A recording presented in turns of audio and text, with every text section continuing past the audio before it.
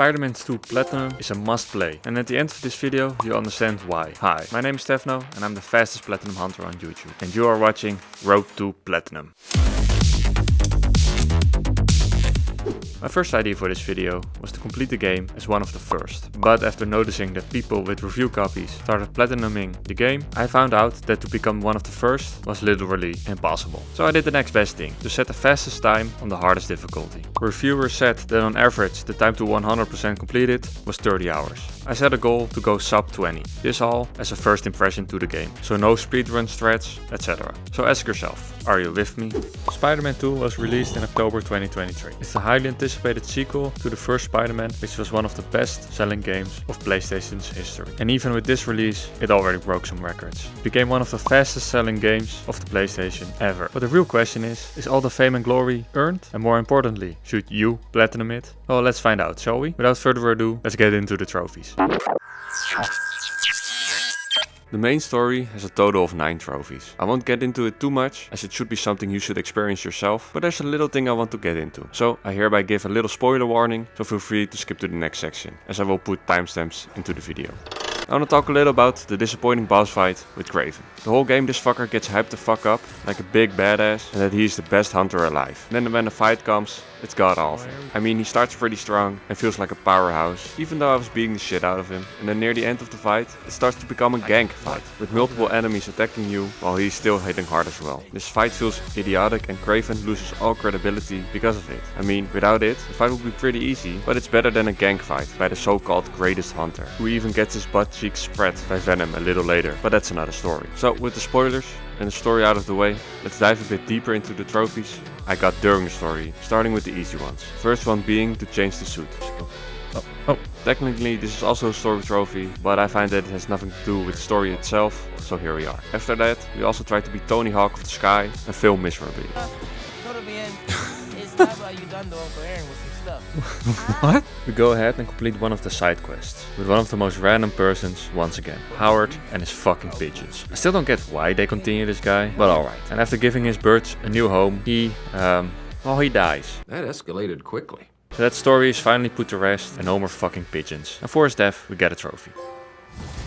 Next up, we help some people from the school that Miles goes to. And I get they want to make a friendly neighborhood Spider-Man, but this shit is just so boring. We have to find an outfit that has been stolen by the rivals of the school. We have to make some air photo shoots and help someone with their prom date? Like, who thought this would be fun? At least we get a trophy, so I'm not complaining that much. Hey! Not long after, we get our first combat trophy. And that is for defeating 100 enemies with the spider arm abilities. You know, those extra arms Spider-Man has, for some reason. Then, a lot of the story passes where we unlock a new skill for Miles. With this skill, he can pull enemies towards him. And for a trophy, we have to do 6 enemies at the same time. Can do it now? 3, 4, 5, come on. There we go, ha! Easy. Right before we finish the story, we defeat 100 enemies with the evolved Venom abilities, also known as the abilities of Miles. And not much later, we get the special Venom powers with Peter. If we hit the symbiote with these powers, they get anti-venom. Anti-venom attacks. And defeating one with that gives us the last non-story trophy that we got during the story. What is this? After that, we round up the story and we head into the cleanup. All we have to do now is complete the game 100%. And to do this, we went district by district, fully completing them to achieve our goal. We started off at the top of the map, where a special trophy can also be earned. We visited Aunt May's grave, which resulted in a trophy. During our adventure, we managed to stealth take down 25 enemies using the new mechanic, also known as the web line. There we go. Easy trophy. Furthermore, during the entire game, you can collect tech parts. These are used for upgrades. And after you collect part number 10,000, we got a trophy. And with all those tech parts we have, we purchased all the suit upgrades for yet another trophy. Hey, fully upgraded suit. We eventually find out that the spider bots, one of the collectibles, are the only thing that aren't anywhere on the map to be seen. Only an indication of how much per district. So we decided to get a handy map and collect them all for a trophy and a secret cutscene. I get that this is a Spider-Verse reference, but is it just me? Or does this scene look god awful?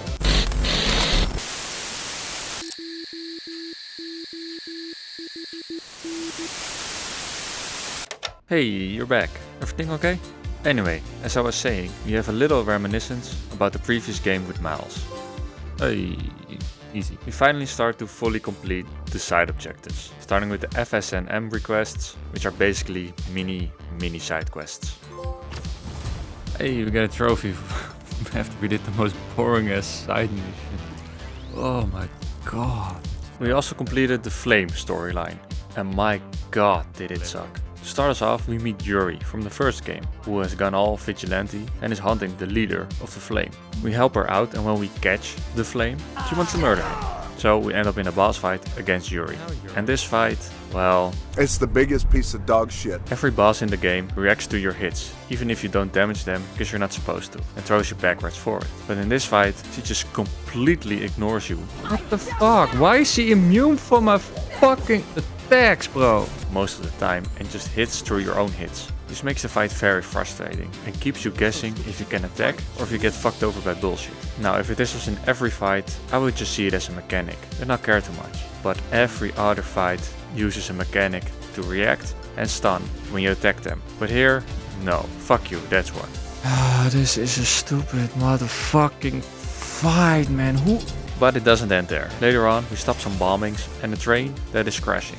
For it to be revealed that the Flame was after a symbiote. He teases us with being Carnage and then leaves for the next game. So everything we did was for something we have to wait for like another 5 years. I mean, I get they want to tease the next game, but this isn't teasing. This is just like, hey, you like this villain? Make sure to buy our next game and see how that goes. Stuff like that can make a game feel very incomplete. And after all those shenanigans, we get a trophy for finishing that god-awful storyline.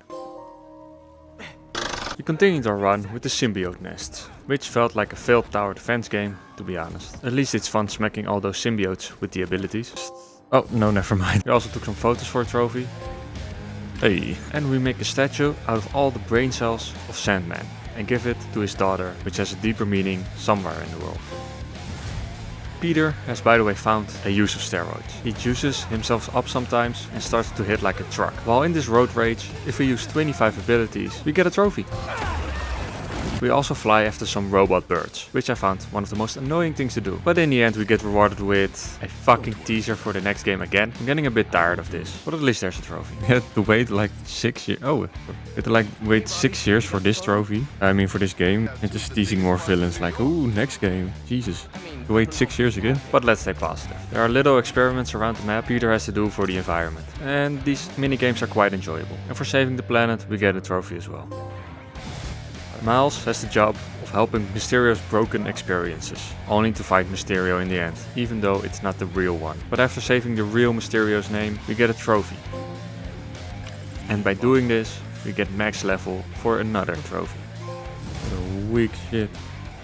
2 trophies at once, thank you for that. We then focus on the Hunter strat, you know, those people from Craven, and eliminate all their bases, which consists of first finding a base through 3 blinds, which are mini bases, I guess, and then destroying the base from inside out. And these efforts also reward us with completing all districts fully.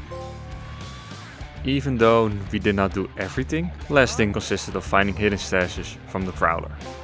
And another one. Funnily enough, after having done everything, we do not have the money to purchase all the needed stuff. No, we have to grind that out with randomly spawned tech crates around the map. During this little grind, we try to beat Tony Hawk of the Sky again, this time successfully. There we go, and then we become a pro athlete by hitting a home run. Hey, home run! And then we have finally grinded everything out to purchase all the suits and all the gadget upgrades. Yeah, easy peasy. And then there was only one thing left to do, to go on a special flight from one part of the city to the other. This should be it. This should be the final run for the trophy. We take that one, and this is the last one. This is it. Once we're through, over that bridge, I think. Yeah, soar. Here we go. To earn ourselves the platinum. Beautiful. Sub 20. After 42 trophies, we finally have the platinum. It took us 19 hours and 32 minutes, basically meaning we have achieved our goal of sub 20 as a first time experience. The game was a great experience and I enjoyed my time with it. Yes, there were a few bugs and there has even been a game breaking one. I'm pressing it. Game? I'm pressing that. Oh my god, you kidding?